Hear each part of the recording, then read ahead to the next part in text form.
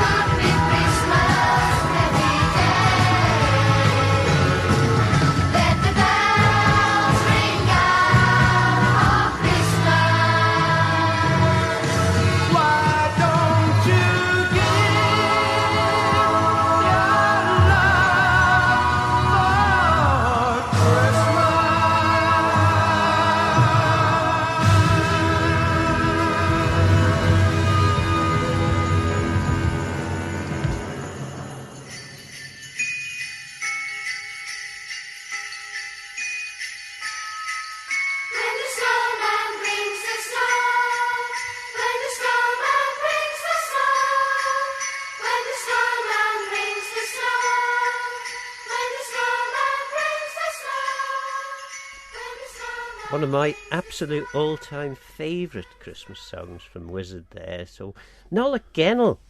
Nolla Gennell to you as well. It's a classic, isn't it, that song there? And we're going to pick one or two of our favourites in particular throughout the time we've got on this very Christmas day. Hope everyone's enjoying their Turkey, I suppose a lot will have. The Manx for turkey, Phil. Turkey, oh gosh, Keliach Rangach. Yeah. A foreign chicken, I suppose you might call It's it. a fair transcription. Yeah, but we'll be having roaster crone, nut roast. Right. And I know people who sort of pull their noses up a little when you say, we're having nut roast for Christmas. But actually, the flavours, the taste that's in it, there's all kinds of things. Actually, one of the dullest tasting things I can think you can ever get is a turkey, but maybe that's just me. I don't know. No, I think people are realising there's more options out there now. Be a bit of a rascal if you were vegetarian and allergic to nuts, I suppose. Well, yes. Be a bit of a rascal. What we've got on this special Christmas Gullers Gaccan, we've got a tightly packed programme. But there's various things. There'll be Christmas readings. There's a chapter all about Christmas from Margaret Killip's wonderful book, all about the folklore of the Isle of Man. So there's a chapter dedicated to Christmas in there. So we're going to have a read through parts of that. You've got some readings as well, and some Manx Christmas music, and then, as you say, some of our Christmas favourites. Yeah, and it's always been special, Phil, for you. Oh, yes, it's a lovely time of the year, isn't it? There's so much goes on. I mean, apart from the obvious family-related thing, which is really, I suppose, one of the main things about Christmas, all the family getting together and everything, which is great. I mean, obviously, the religious side too, which is really important, and great to go out. Well, I love singing carols, and no doubt we'll be in the Gawne household. There'll be lots of carols getting sung after Christmas dinner.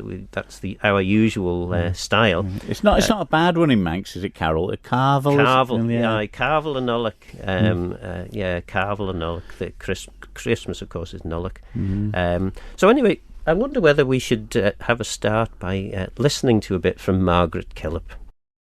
The early Wesleyans disapproved of the age-old amusements of music and dancing in which the people delighted. They found the language a stumbling block. They couldn't understand it and were uncertain of what their congregations were up to when they used it in the services. Hymns in Manx were highly suspect. They had to undergo an examination before they were admitted to public use, even in translation. Of a proposal to publish a Manx hymn book, John Wesley said, "I exceedingly disapprove of publishing anything in the Manx language. On the contrary, we should do everything in our power to abolish it from the earth." The Wesleyans provided another culture in place of what they destroyed, which in its turn became almost traditional. But it was at the expense of the Gaelic culture they found when they came here.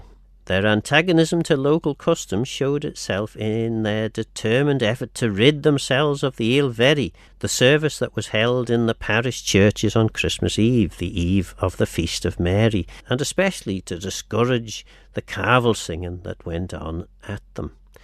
An attempt was obviously being made by the people to introduce the Ilveri in the Methodist chapels, and official reaction to the move is recorded in a minute book dating from 1780, from which it is obvious that the congregation's addiction to the Ilveri continued to plague the Methodist hierarchy for 40 years. They never, in fact, succeeded in suppressing it.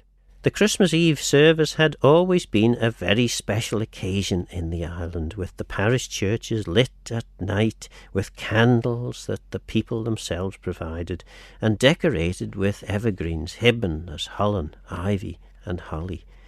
After a prayer had been said and a hymn sung, the parson went home and left the people to conduct the Ilveri in their own way, under the supervision of the parish clerk, who saw that all was done in a seemly manner.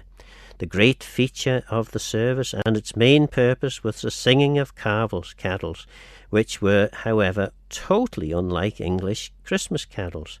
A few were on the subject of the Nativity or mentioned the birth of Christ and events in his life, but in the main they were long, rambling poems in the Manx language composed by the people themselves, many of them on the themes of sin and repentance, death and judgment, and the torments of hell.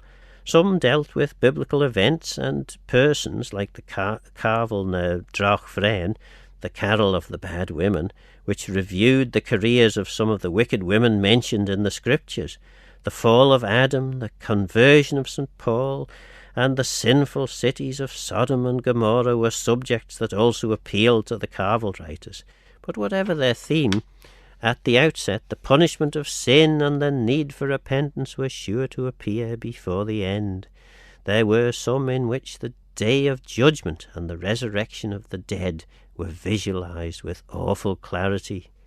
I quake to see the dead arise, a sight too strange for mortal eyes. In rank on rank they rose and spread, innumerable crowds of the dead. They were obsessed with the thought of the fires of hell that awaited unrepentant sinners, in which they burned but did not die. The fire that ne'er extinguished is, but will forever burn, wherein they unconsumed are burned, each mortal in his turn. Gloomy stuff.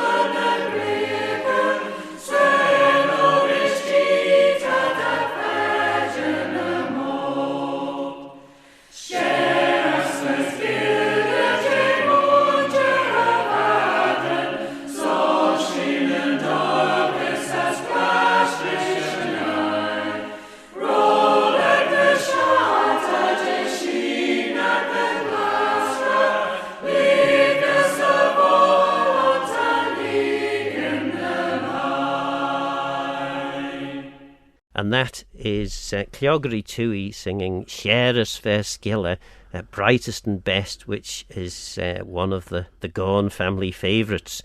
My grandfather and my dad, and I would say even myself now, our favourite Christmas carols. It's a real beauty. And the tune, of course, is the tune called Balladool. And, of course, the Gawnes were living down Poolvash for quite a few years, so it's only just up the road, Balladool, to us. So yeah. It's interesting. We didn't really do much singing when, obviously, Boxing Day was a big day for all our family to meet up, but when there was a few of us at home for Christmas Day, it was my mother and myself, I suppose, being the youngest, that used to get the tree stuck up, and it was one of the few times in the year that, you know yourself from the farming background, that you ever used the sort of front room or the best room in the house. It was for special occasions, really, wasn't it? And in our place, because we had the Arga or the Rayburn that we had in the farmyard, and in the sort of kitchen part that most farmers always sat in, didn't they? Yes. And then the living room, or the front room as we called it, that's where we used to go in and get the fire going, and I always remember the soot on it when we first got it going, and soldiers, we used to call them, the little things of soot that were on the back of the fire would glow up. We'd always call them soldiers when we were little. And we used to, to get it going, because she hadn't been lit for a while, we used to have to get the shovel stuck in That's the front it. of it, didn't you? And a newspaper, newspaper on. Oh, over yeah. the back. She'd And often head up, wouldn't it? Yes, the amount of times that newspaper went on fire, and somehow we didn't burn the house down. But they were good times, you know. And it's we look back at it and you think, well, you know, I've got a 10-year-old now, and you think he loves Christmas and he loves putting the decorations and things up, but they'll never experience that olden time when there wasn't much for anyone and there wasn't much entertainment, was there? Yeah. Well, we're going to hear a little bit now about the eel very. Well, there's a debate as to whether eel very should by rights have been eel vura, which would be St Mary's Eve, but latterly people have moved round to thinking maybe eel very was the eve of the birth. But basically it's Christmas Eve and the sort of goings on that were happening in the chapels and churches. Galas Gaccan, brought to you by the Gaelic Broadcasting Committee. Do you mind them old eel verries with the howling all and berries and the cavils going a singing on the night? And Tommy Danny Quilliam and queer old June Illiam with candles in the offices for the light, and marching up the aisle singing solemn all the while, with all the parish listening to them there, and parson smiling cheerful but watching very careful to keep the ones reminded where they were. There was teens of candles blazing and all the people gazing, with parsons one so steady in the pew, and church all titivated and tasty decorated and tossed up middling stylish at them too, and Billy Boyd the Bithig and Johnny Bob the Killig, them ones was good tremendous for the tune, pretending at a loss just to give the choir a toss, but stramping to be at it very soon. Eel very by Cosig. Alec veg ag a vink, fill a cup and give me drink. Alec vur ag a tie, Cavan jock as pish the fie.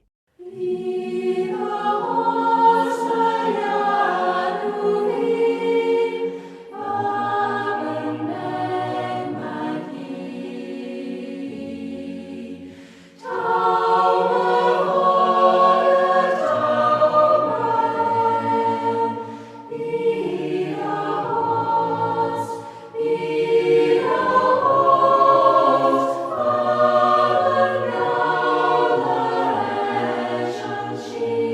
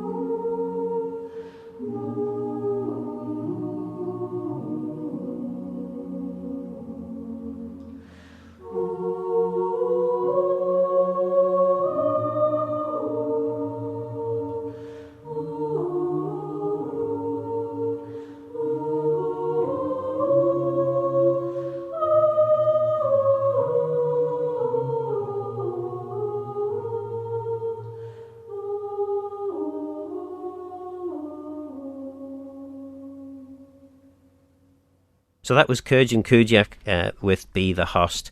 Be the Host means be quiet. And it's a beautiful carol all about the birth of Jesus. And it's also a tune that some people may know from the Manx National Songbook. Roses tap her window pane, Gwendolen, my dear. But I'm not, this is obviously a different version, which H.P. Kelly put Manx on some years ago. But beautiful singing there, and a lovely piece of music. There are some great carols that still, I suppose the appeal, Phil, is that you don't get to hear them very often, do you? Yes, yeah. I suppose if you were singing Christmas carols all the way through the year, it wouldn't be quite so special, would it?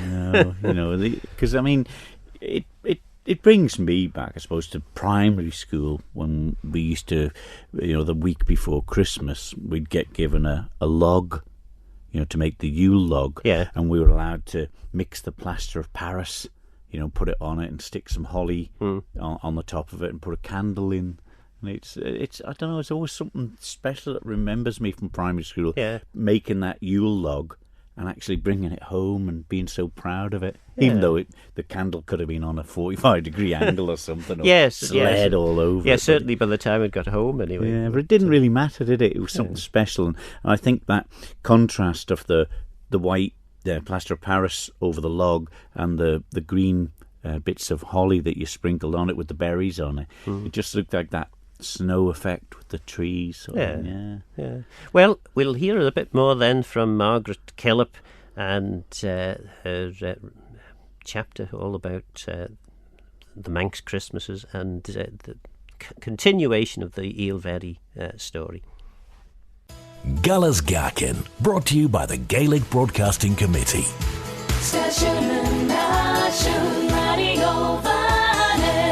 The length of the carvels was extraordinary, 30 or 40 verses throughout, which the writer and subsequently the singer laid bare his sinful soul, for they were sung as solos or by two singers, taking alternate verses.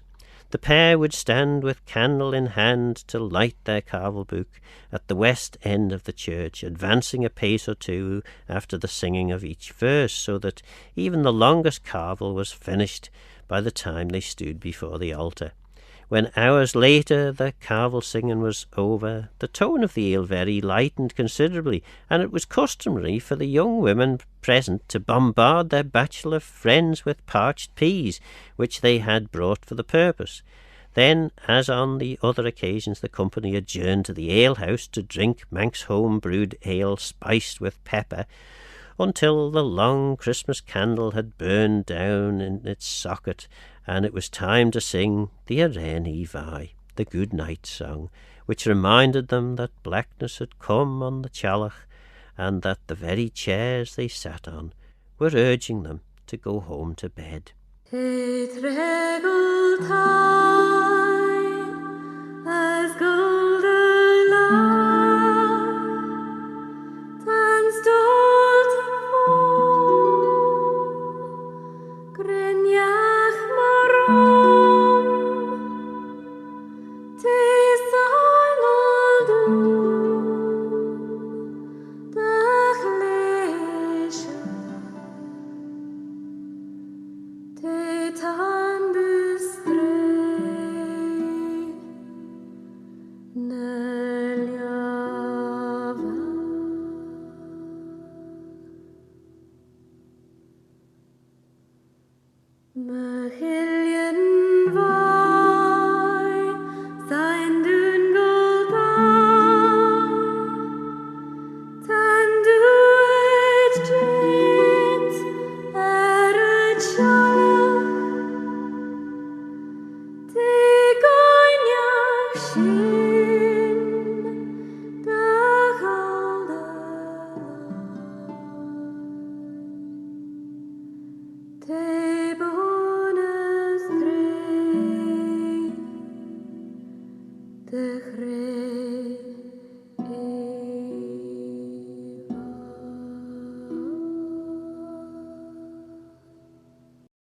Emma Christian and Arén Evi.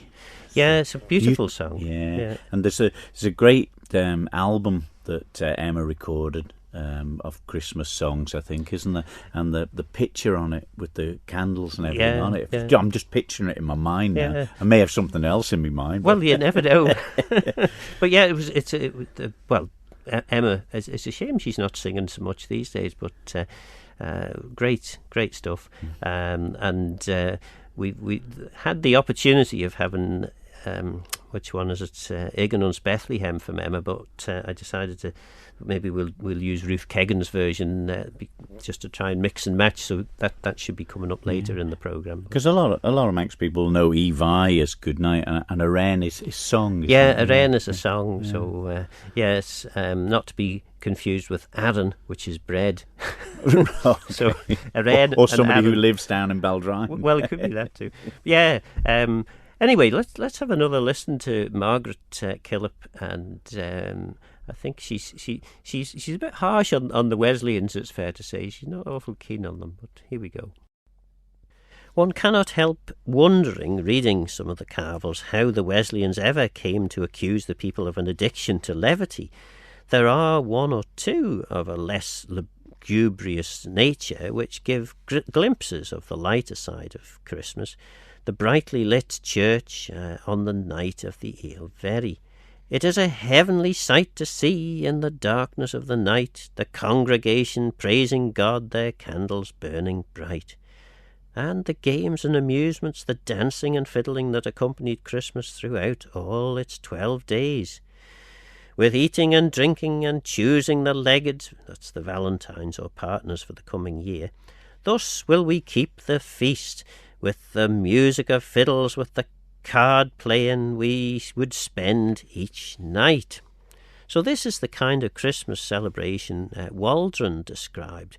There is not a barn unoccupied for the whole 12 days, every parish hiring fiddlers at the public charge, and all the youth, nay, sometimes people well advanced in years, making no scruple to be among those nocturnal revellers. It is hard to believe that these revellers could have been the same people who began the Christmas season by confessing themselves to be such woeful sinners at the Eel Very. In the end, it became accepted in the chapels. The churches hold on the people weekend, and Methodism gained ground, and the Eel Very moved from the church into the chapels, especially the smaller ones in the country, which in their day were the main centres of social life for many people, with their tea parties, concerts, anniversaries and harvest services, and social gatherings throughout the year, among which the Eel Very found a place. Its nature changed, and it was shorn of its trimmings of pea-shooting and ale-drinking, and the disorderly work so much objected to by the Wesleyans. Its date became more variable, though it was still held in the Christmas season, but the number of the carvel singers diminished, and the carvels themselves died out to be replaced by hymn singing, though still some in Gaelic. In this greatly modified form the Eel Very lived on in the little chapel of Carrickeel. It survived almost until the present day. Sadly, I think was it last year, maybe COVID year, that was the last year the Eel Very was held. And occasionally there are revivals elsewhere. Yeah, the Eel Very. It's such a shame that the COVID really, that pandemic, just put a blanket sort of stop on everything that was happening, and it was such, I think, that the generation, because obviously myself being involved with the Michael players who performed at the Eel Very in Kirkmichael for many years, and long before I was ever involved in it, and you've been there yourself, involved in it as well, and it's just a shame. I think the people that are in that generation, it was such a an unknown thing, wasn't it? And it's just been difficult to get a lot of things back on track. Yes, it has. It's a terrible shame. I think generally, sadly, the chapels are the attendees are dwindling for chapels and churches for that matter, and that's what did for Carrickeel in the end. But yeah, it's. We still sing Christmas carols, which is a good thing. But this isn't a Christmas carol that you've got coming up next, though, is it? No, a couple of the choices of my Christmas music. I mean, we'll be hearing some Jim Reeves later on, which always was my mother's favourite, so I suppose I'm a bit spoilt for playing one of them later on. But this one always just reminded me of Christmas so much, of the old Christmas where you used to sit there with your mother and you'd be writing Christmas cards to people, not just sending a text saying, I can't be bothered this year, Merry Christmas to you. We used to sit there and write them and have a list of who we've sent cards to. My job really was licking the stamps and putting them in the envelope in them days. But this one, just about writing of them on paper, and the Christmas paper, I think. And this is Roy Orbison with Pretty Paper. Oh, pretty paper.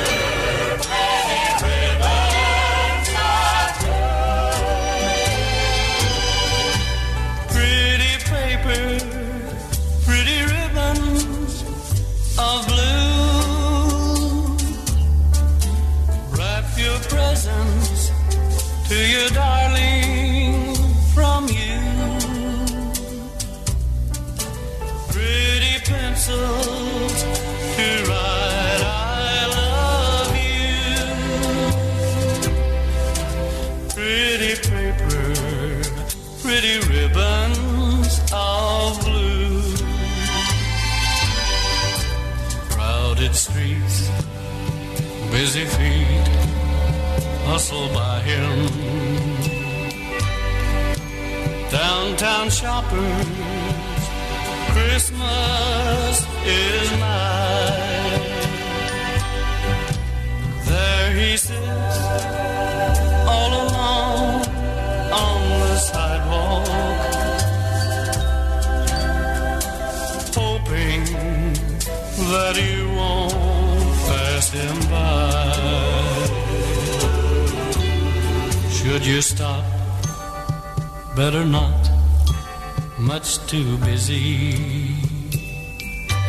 You're in a hurry, my how time does fly.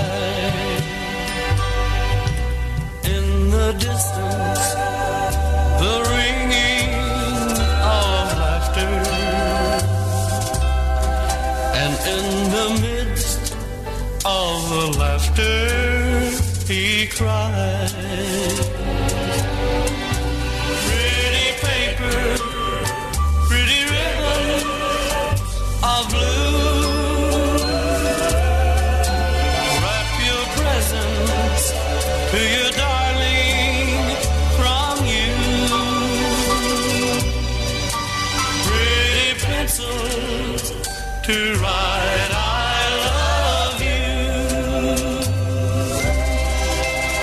pretty paper, pretty ribbons of blue.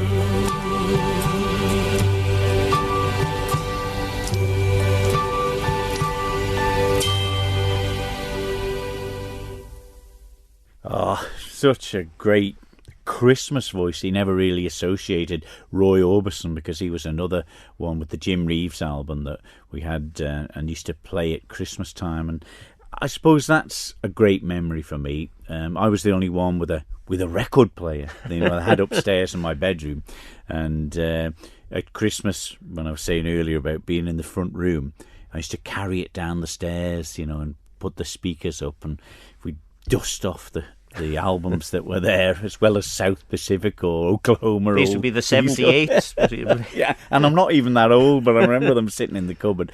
And, the songs like Pretty Paper there from Roy Orbison, just so much reminds me of the old Christmases and, the stories that old grandmothers and used to tell about Christmas in the olden days. And we do have plenty of stories about Christmas. Well, this from Mona's Herald from the 15th of July, 1896.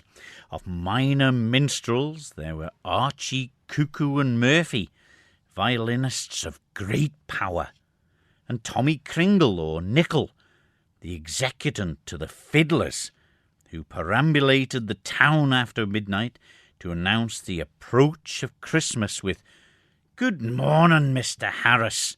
Good morning, Mrs. Harris. Good morning, Miss Jane, Mr. Tom and Mr. Sam, and all the rest of the family. A fine frosty morning, 2:30. It was on this fiddler the Manx Burns, John Goll the mason, roused from his sleep, dashed off the impromptu. Cease, catgut scraper, cease your trade. My ears no longer tickle, for the devil he once a fiddler made, and called him Tommy Nickel.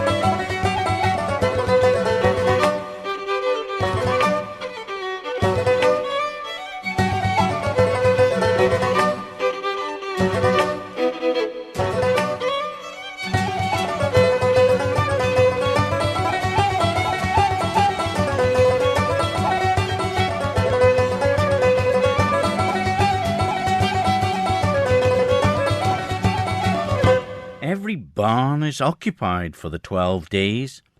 Every parish provides fiddlers at the public charge to accommodate the young people who spend the nights in dancing. On the 12th day, the fiddler lays his head on one of the women's laps, which posture they look upon as a kind of oracle. For one of the company coming up and naming every maiden in the company, asks the fiddler, "Who shall this or that girl marry?" And whatever he answers, it is absolutely depended on as an oracle. This is termed the cutting of the fiddler's head, because he becomes useless till the next year. Dangerous bloomin' business being a fiddler, isn't it? It seems to be. He's looking a bit concerned there. Well, yes, I'm bothered about this. As a fiddle player, the thought of having my head chopped off isn't something I relish just at the moment at all. So I don't know. Look at the games we used to play with. Here comes a candle. Do you remember that? Yeah, one? yeah. And if you were in the wrong place, to chop off his head, yes. Yeah. Gosh, you were gruesome lot, us youngsters back then. Well, some of these stories are that we're listening to today, aren't they? Yeah. Well, this next song is from Jonah Louis, Stop the Cavalry. And I like the song because it's really, there's something about it. There's a kind of a different feel to it. It's horny. Right, well, you say, but it's good. But one of the reasons I've got this picked is, I don't know, half a dozen years ago, Kitty and myself were out having a cup of tea in a cafe somewhere, and we overheard this couple of Manx women talking about various Christmas songs, and they started talking about this Jonah Louis, and she said, "Who was that fella? I was hearing him on the radio singing Louis, and he was singing this carol or a song or whatever, and Wish I Was a Moan at Christmas. Why is he singing Wish I Was a Moan at Christmas? Do you know what? Do you know what's amusing me about that is that they think he's singing about moaning for Christmas, and another part of the song says that she's hiding in the nuclear fallout zone. Well, yes, which is would be good, more good, oriented. fair reason to moan, I suppose. But no, wish I was at home. I think it is. So let's have a listen.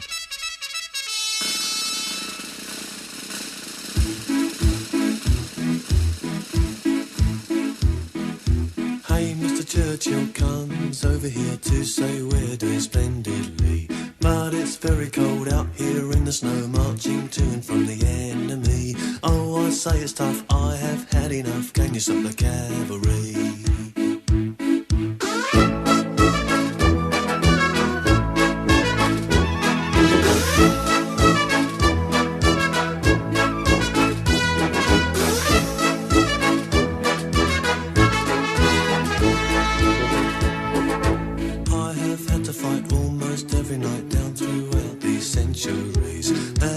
Say, oh yes, yet again, can you stop the cavalry?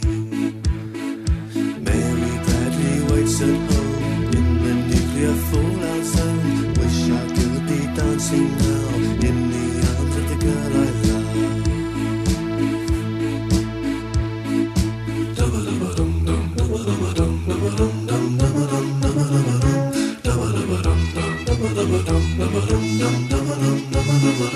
Wish I was at home for Christmas.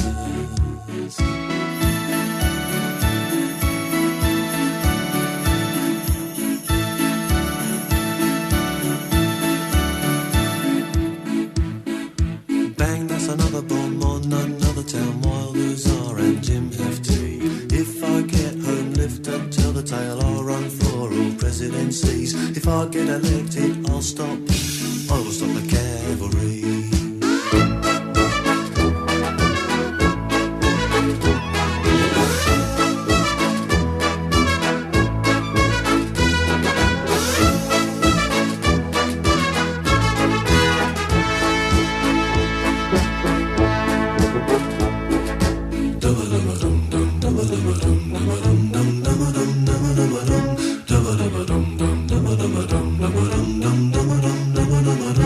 Wish I was at home for Christmas. Wish I could be dancing now in the arms of the girl I love. Mary Bradley waits at home. She's been waiting 2 years long. Wish I was at home for Christmas.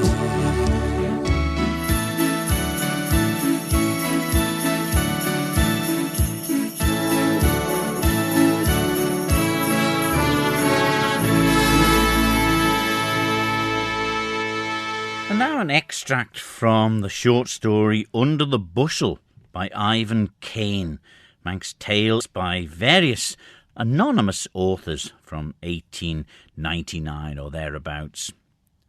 Jack Clucas and some of his neighbours sat up on old Christmas Eve to watch the myrrh, which always sprung up and flowered on this night in Jack's garden. As was their custom, several villagers had gathered and were anxiously awaiting the miracle which my grandmother vouched was to be seen in the garden every old Christmas Eve. It was a clear, frosty night. The stars never seemed more brilliant nor more beautifully cold, and the ground was quite hard. "It'll not come up tonight," said one of the watchers. "The ground is too hard." "Oh, I bet thee it will," replied another, "because all Christmas Day is the real one, and the flowering of the myrrh shows that Christ was born on that day." Just then Jack Clucas, who had been watching keenly for its appearance, shouted, and his voice seemed to spoil the solemn stillness of the starlit midnight hour. "Come here! Come here as come! Quick!" And sure enough, the little plant was slowly bursting through the frozen ground. In less than an hour, the myrrh had appeared and flowered in 2 or 3 places in the garden, and the flowers and stalks were eagerly plucked by the watchers. So have you ever seen the myrrh coming up yourself at all at Christmas Eve? I haven't, but them stories, you know, the myrrh, the frankincense, when you played the Three Kings in the Christmas nativity plays, isn't it? And you got up the ranks to be the I can't remember the names of the kings, Balshamar or something like that, aren't they? And, but the Three Kings, if you got the gold or the gold, Frankenstein, and myrrh, as we used to call frankincense. Frankincense to offer have I, isn't it? Incense with the gaiety nigh. You have to be careful how you sing. Well, that indeed, you do. But it's great because the nativity plays were always part of growing up in the schools. And even today, you see the ones, you know, my young fella's been at the primary school last few years, and you see them with still the same tea towel with the ribbon round the top to keep it on as the shepherds, and the little lamb, and the little, you know, the baby Jesus in the cradle and everything. And it still always brings a smile to my face watching the nativity plays. And I think, you know, they always have something as best they can to have the donkey in there. And Little Donkey brings a lot of memories from Christmas songs, you know, sing it at school, because it was always a good one for the kids. And this particular song that we're playing next, because I mentioned about the Jim Reeves Christmas album that my mother loved so much, and I used to know every word of the song. And this particular one is called The Blizzard. And if you listen to the words carefully in it, it's a little bit tacky and thing towards the end. But the story of somebody wanting desperately to go and see somebody at Christmas through the snow on their donkey just brings back some special memories. Here's Jim Reeves with The Blizzard.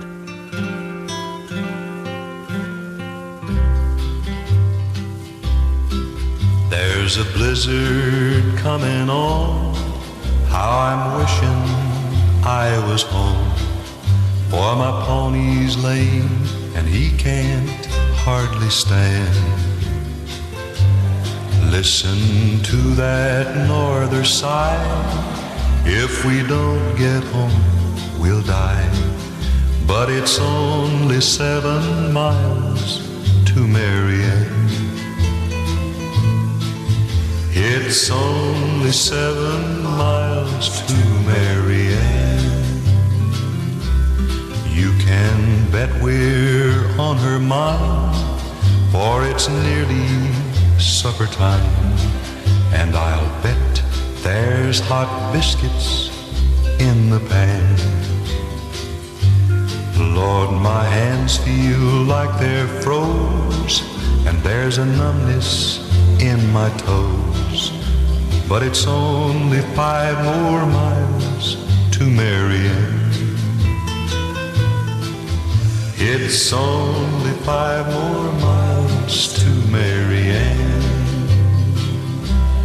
That wind's howling, and it seems mighty like a woman screams, and we'd best be moving faster if we can.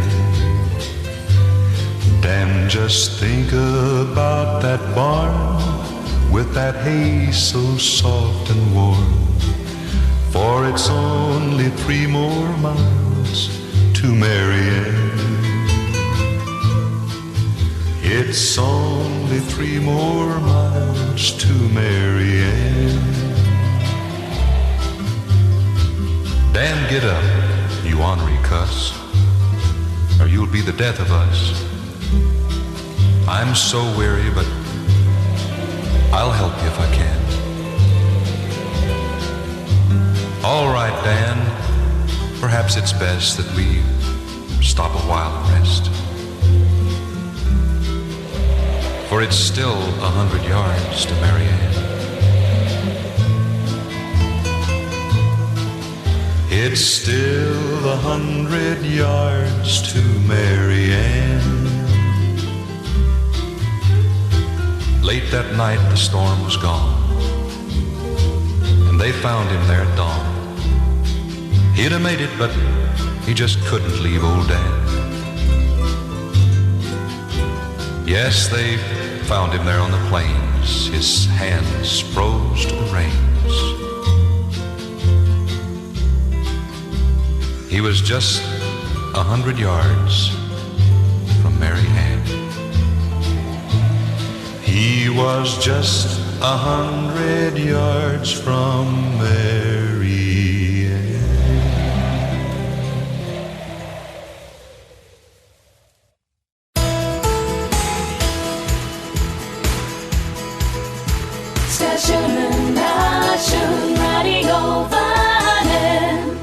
Guller's Gaccan, brought to you by the Gaelic Broadcasting Committee. There was one Christmas custom that, however innocuous it later became, and it has not died out even yet, must have been very brutal in its original performance, the hunting of the wren on St. Stephen's Day, 26th of December, when boys and men went out armed with sticks to beat the hedges and catch and kill the poor birds that were required for the carrying out of the wren ceremony. The church disapproved probably of the whole custom, but certainly of the killing of the wrens, and though they continued to be hunted and killed even in the 19th century, in the later stages the performers dispensed with the necessity of providing a dead wren as a centrepiece. The hunt the wren survived in the island into the 1920s and 30s, even later in some places, and of course it is still done around the island. In fact, it's having a bit of a revival at the moment. Formerly it was young men who went round in groups of 2 or 3 carrying their hunt the wren, 2 wooden hoops set at right angles to each other on top of a pole and decorated with coloured streamers and evergreens. At every house where they called, they set the pole on the ground and sang the Hunt the Wren song, and if they were lucky, received some money in return. We'll away to the woods, says Robin the Bobbin, away to the woods, says everyone. We'll away to the woods, says Robin the Bobbin, away to the woods, says Richard the Robin, away to the woods, says Jack of the Land, away to the woods, says everyone. Where, oh where, says Robin the Bobbin, oh where, says Richard the Robin, oh where, says Jack of the Land, oh where, says everyone. What shall we do there, says Robin the Bobbin, what shall we do there, says Richard the Robin, what shall we do there, says Jack of the Land, what shall we do there, says everyone. We'll hunt the wren, says Robin the Bobbin, we'll hunt the wren, says Richard the Robin, we'll hunt the wren, says Jack of the Land, we'll hunt the wren, says everyone.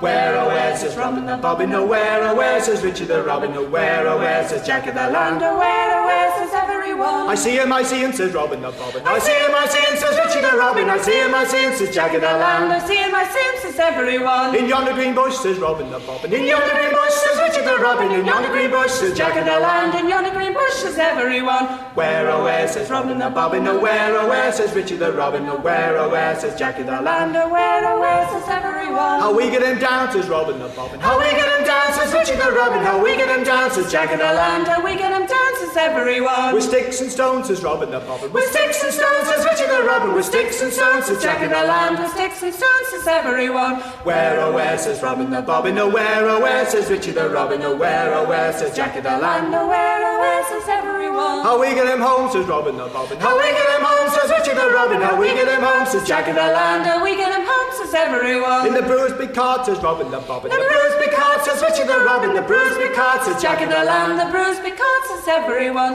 Where, oh where, says Robin the Bobbin, oh where, says Richard the Robin, oh where, says Jack of the Land, oh where, says everyone. How we get him coops, says Robin the Bobbin, how we get him coops, says Richard the Robin, how we get him coops, says Jack of the Land, how we get him coops, says everyone. In the brewer's big pan, says Robin the Bobbin, in the brewer's big pan, says Richard the Robin, the brewer's big pan, says Jack of the Land, the brewer's big pan, says everyone. Where, oh where, says Robin the Bobbin, oh where, says Richard the Robin, oh where, says Jack of the Land, oh where, says everyone. Who'll stand the driver, says Robin the Bobbin, who'll stand the driver, says Richard the Robin, who'll stand the driver, says Jack of the Land, who'll stand the driver, says everyone. Filly the tweet, says Robin the Bobbin, Filly the tweet, says Richard the Robin, Filly the tweet, says Jack of the Land, Filly the tweet, says everyone. Where, oh where, says Robin the Bobbin, oh where, says Richard the Robin, oh where, says Jack of the Land, oh where, says everyone. Well, we give our money, says Robin the Bobbin, well, we give our money, says Richard the Robin, well, we give our money, says Jack of the Land, well, we give our money, says everyone. Macmillan relief, says Robin the Bobbin, Macmillan relief, says Richard the Robin, Macmillan relief, says Jack of the Land, Macmillan relief, says everyone.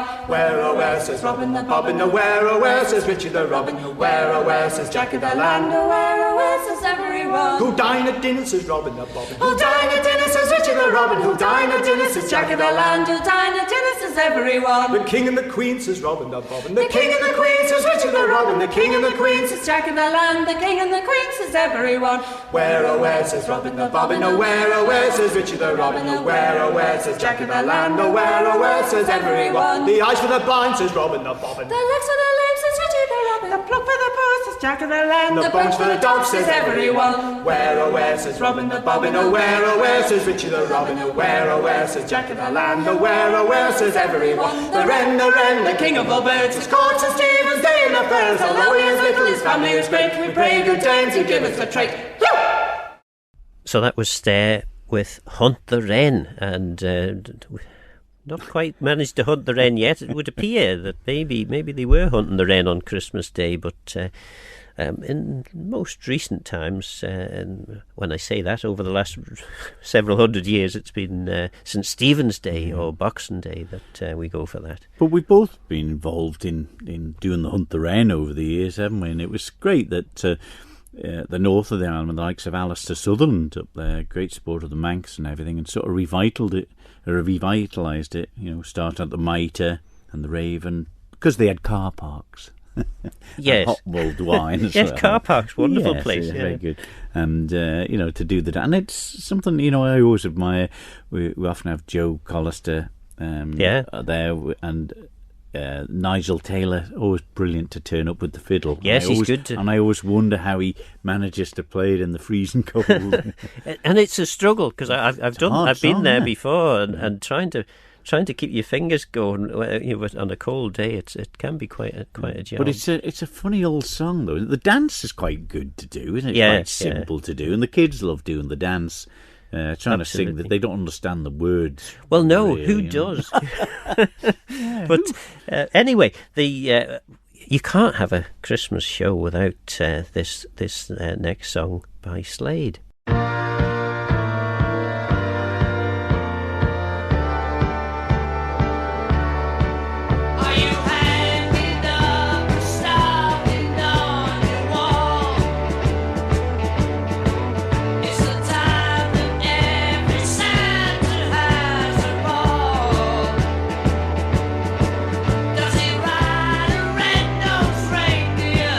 Does it turn upon his sleigh?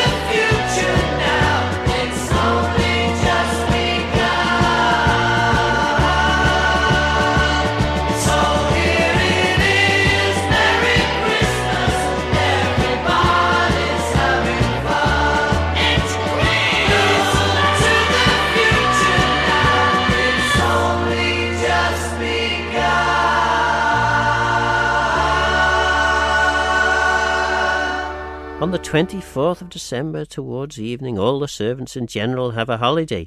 They go not to bed at night, but ramble about till the bells ring in all the churches, which is at 12 o'clock.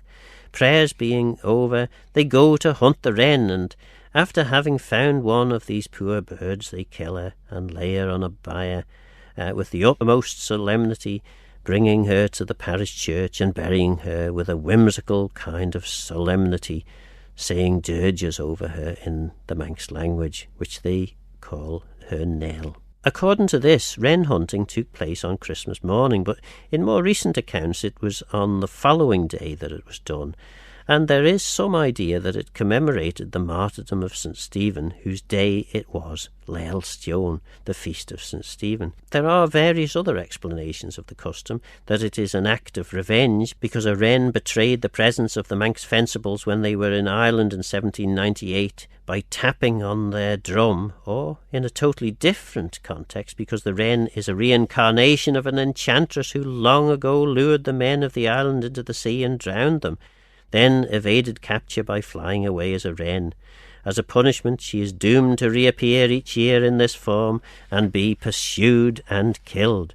Formerly, it was customary to pluck the wren before burying it and distribute its feathers for luck. In origin, the hunt the wren may be related to the performance of the Christmas mummers, the White Boys, and the Mollig Band, who were essentially also purveyors of good luck and prosperity.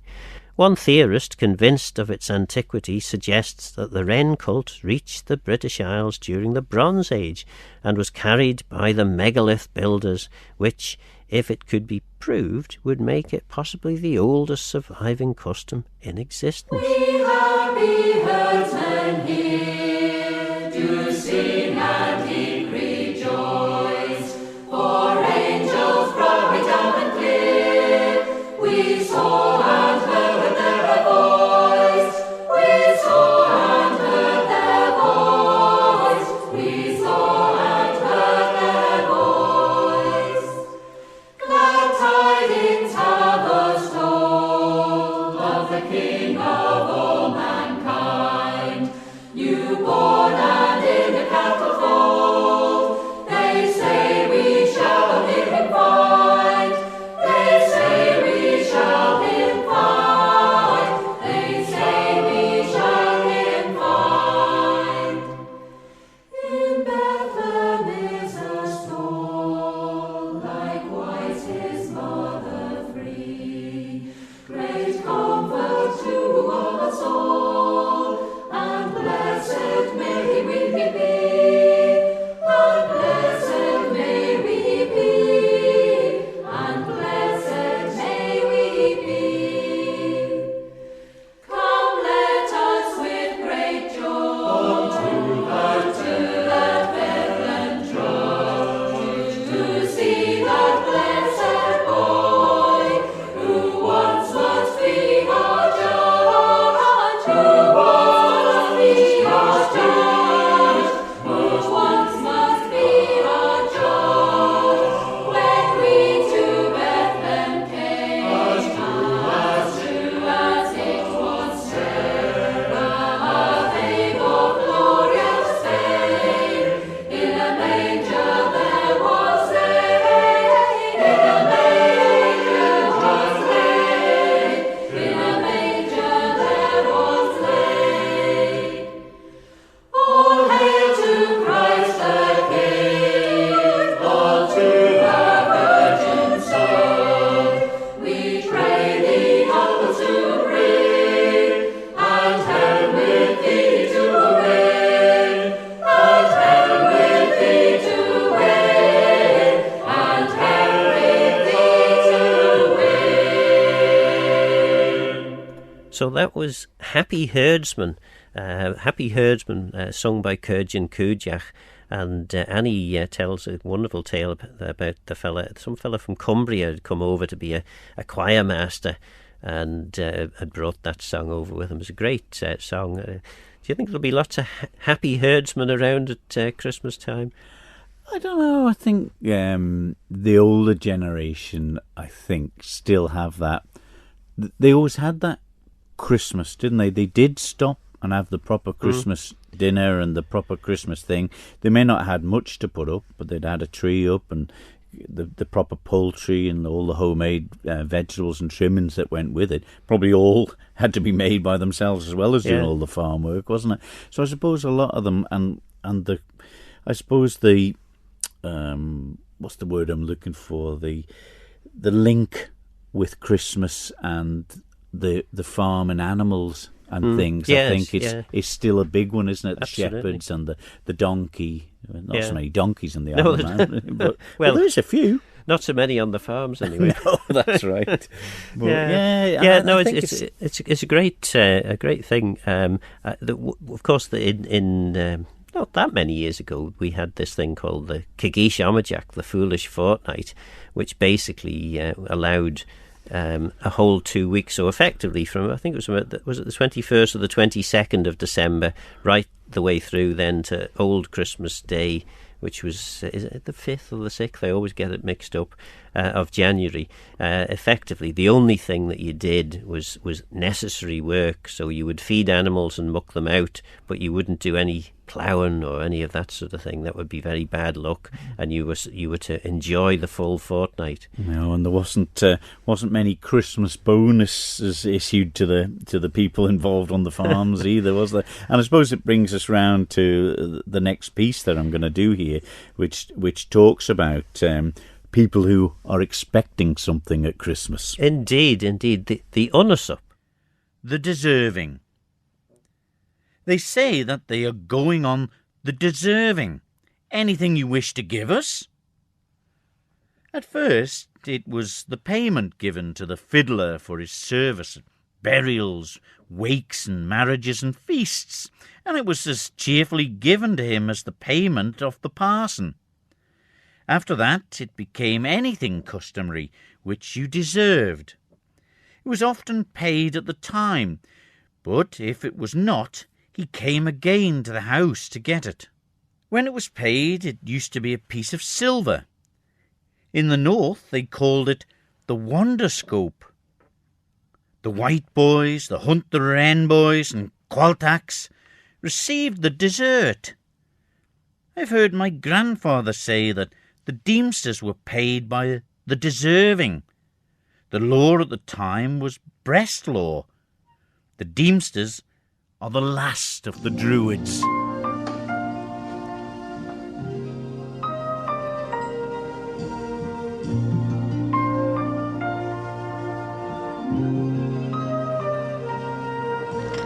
Come, they told me, ba-rum-pa-pum-pum, a newborn king to see, ba-rum-pa-pum-pum. Our finest gifts we bring, ba-rum-pa-pum-pum, rum-pa-pum-pum, rum-pa-pum-pum. Peace on earth, can it be? Years from now, perhaps we'll see. See the day of glory. See the day when men of goodwill live in peace, so peace on earth when we come. Every child must be made aware. Every child must be made to care enough for his fellow man, to give all the love that he can. I pray my wish will come true for my child and your child too. He'll see the day of glory. I play my day for him when men of goodwill live in peace again. Peace on earth, can it be?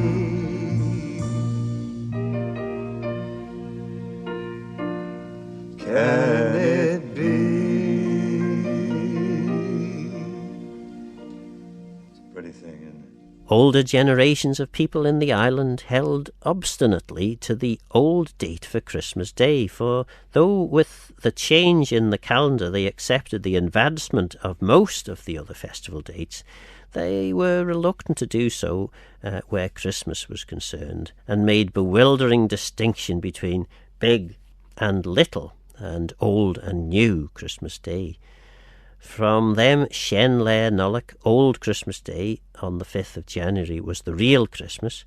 They felt very strongly about this, and it almost seems as if some of the Christmas stories have been told and kept in memory simply because they proved them to be right.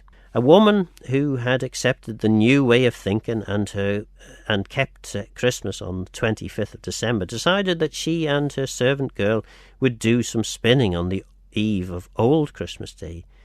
They set to work, the girl very unwilling, as she was convinced they were doing wrong, but her mistress would not listen to her. They had not been spinning very long when the flax the mistress had on the wheel started to turn black, though the servant's girl showed no change of colour. The spinning wheels were put away at once, for this was proof enough that even the inanimate things of nature not only knew that this was the true Christmas Eve, but could discriminate between the guilty and the innocent when pointing it out to be so. The surest test of all was to watch at midnight on Old Christmas Eve to see whether the myrrh would flower. Myrrh used to be growing in almost every garden in the old days.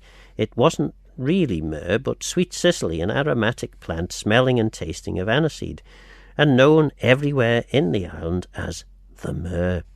At 12 o'clock on Old Christmas Eve, people took a lantern and went out into the garden to see whether it had come up.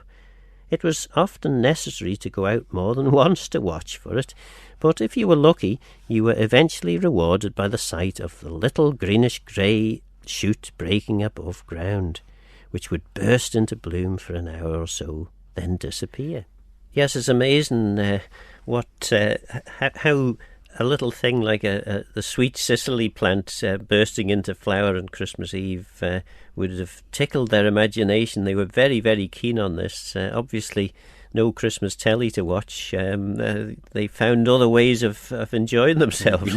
Well, we heard it earlier as well, with them waiting for the myrrh to grow through the ground as well, isn't it? Yeah. So yeah, it's funny though, isn't it, when they were happy with the simple things. That's, I suppose, one of the big things that's changed at Christmas now, Phil, isn't it? You get kids, we were grateful for anything, weren't we, that we got, and I think one of the best presents I remember getting, I used to play in Golls, for the school teams, and when I was young, I remember my mother buying me. It was like, because goalies in the old sort of times used to wear like the thin shirt but a different colour to the outfield players, and then when they first come in with these more padded shirts that the goalies wore, proper goalie shirt, with the protective shoulder thing, elbow pads and things like that, and it was black. I still remember opening the present, and my mother had bought me one of these wonderful goalkeeper's jumpers, and I kept it for years. The moths had got in it in the end. It was full of holes. You still fit it, do you? Yeah, no, it's long gone now. But you look at the gloves that they wear now. They're like big jazz hands things that take up the whole goal. And we had little small things like that you just wouldn't nothing. And they got wet and soggy, and your hands were freezing. Yeah. It was more of a liability having them on than having them off. But yeah, that's just great. And just something simple like that, where now, it's nothing really seems good enough for some of the youngsters, does it? Yes, but I mean, you mentioned jazz hands. It's not so much jazz coming up next, is it? No, and I know I hate to harp on about the Christmas records and things, but there are so many great songs that you hear year in, year out at this time of year, and I don't get to hear these very much now, and this is another one from that Jim Reeves Christmas album. But it's a real happy one, and you sort of used to tap your feet, and I used to go around the living room of the house, and I used to skip up the stairs of the farmhouse, singing this one. This is Christmas season, so it's a great one. Jim Reeves with the Merry Christmas Polka. This is Christmas season, so there isn't any reason we can't dance the Christmas polka. Here's sleigh bells ringing, everybody singing, dancing the Christmas polka. Christmas trees and holly make everyone so jolly, and love just fills the air. It's a wonderful world for a boy and a girl while dancing the Christmas polka.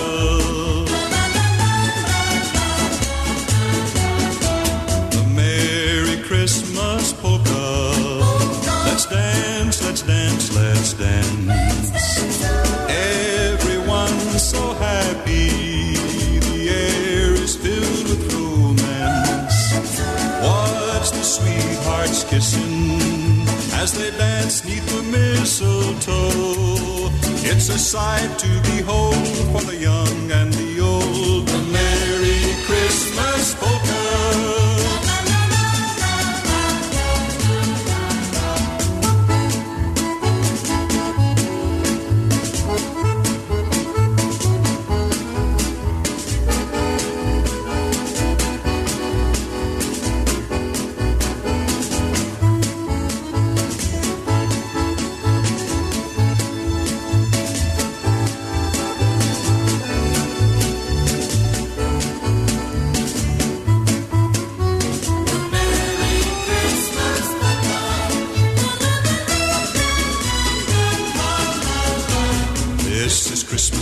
So there isn't any reason we can't dance the Christmas polka.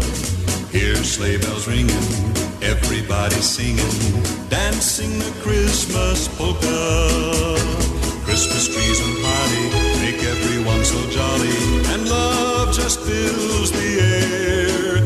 It's a wonderful world for a boy and a girl while dancing the Christmas polka.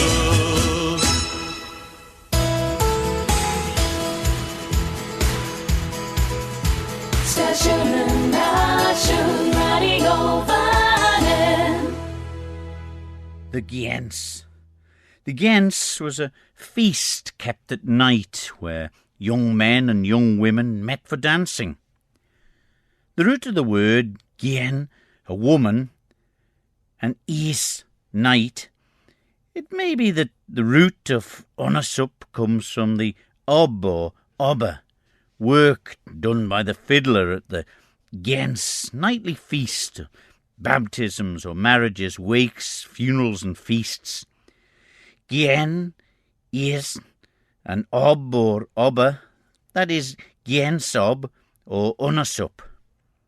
He got a piece of silver for his work, as little or as much as they would like to give him. The master of the feast was the person to choose the partner at the dance. Sometimes the master was told to put the wrong pairs together. For that he would get a price or a bribe. And this was the cause of uneasiness and heart sickness, for each one was wistful to get his own girl or the one he liked. Listen, hearken and take notice. N and M are partners for this year, and longer if they can agree. Praise and enjoy, press and eat your fill. The Gents was held on the eve of Old Christmas Day, and whoever was the partner the master gave to one, he was thought to keep her for the whole year. There is a story about John Sam's great-grandfather. He was at a wake at Balacry. He was a greedy eater, and he ate so much that he fell off the stool he was sitting on, and he became very sick. All the people in the house thought he was going to die. The hostess said to the fiddler, "Didst thou get the honour sup, thy deserving, from the cooper this year?" "I did not," said the fiddler. "Now is thy time. Open his purse and take it now." The honour sup was what people gave to the early callers and murmurs, white boys and qualtacks, hunter hen boys and Hopton A's. "If you're going to give us anything, give us it soon, or we shall be away with the light of the moon. It might be ale, salt herring, fish, bread and cheese, a butter cake, or anything you like to give them. It came afterwards to be anything you deserved. For they said, when any person did anything wrong, I will give thee the honour sup, what you deserve."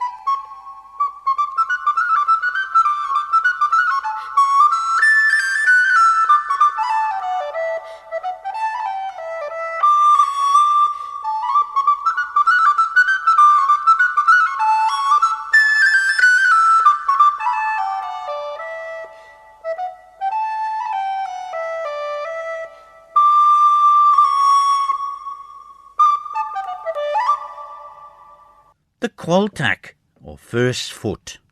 The first person who comes on the sole of the door in the new year in the Isle of Man is called the qualtack, or meter.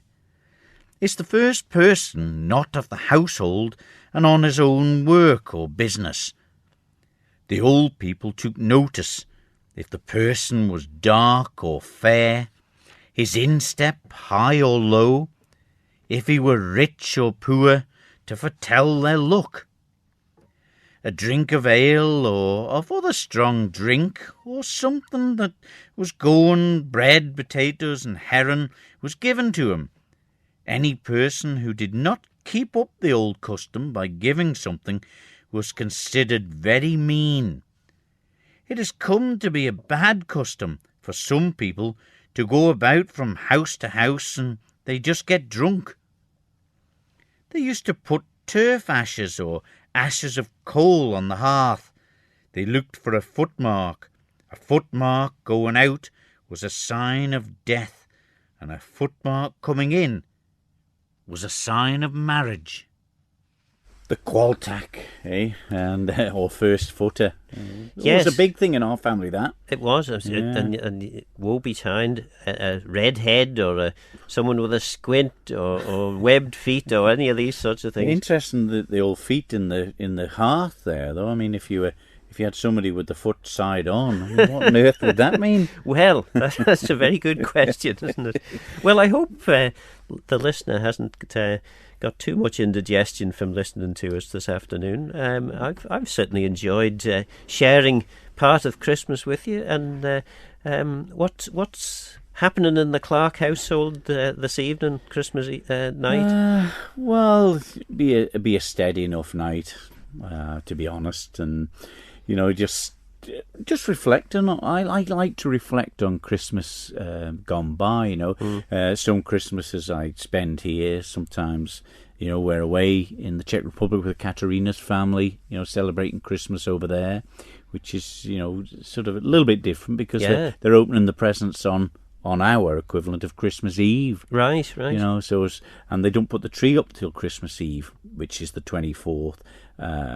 But they only do it the day before, so there's a bit of a mad scramble to get. Yes, I can well imagine. Gosh. But there's always, generally snow out there as well, Phil. So that's the thing that makes it so Christmassy. It's cold and crisp and snowy, but yeah, it's been great. You know, doing this today has brought back a lot of memories, and now it's looking ahead to the St. Stephen's Day and the New Year's, isn't it? Yes, I'll be out tomorrow hunting the rain and seeing how we get on. Yeah, it's been great. All that's left to wish all our listeners a Merry Christmas and all the best for 2023. We'll be back New Year's Day. Nollac Gennel Eru as Blaine Thivai. And we'll leave you with Ruth Kegan and Egan ons Bethlehem.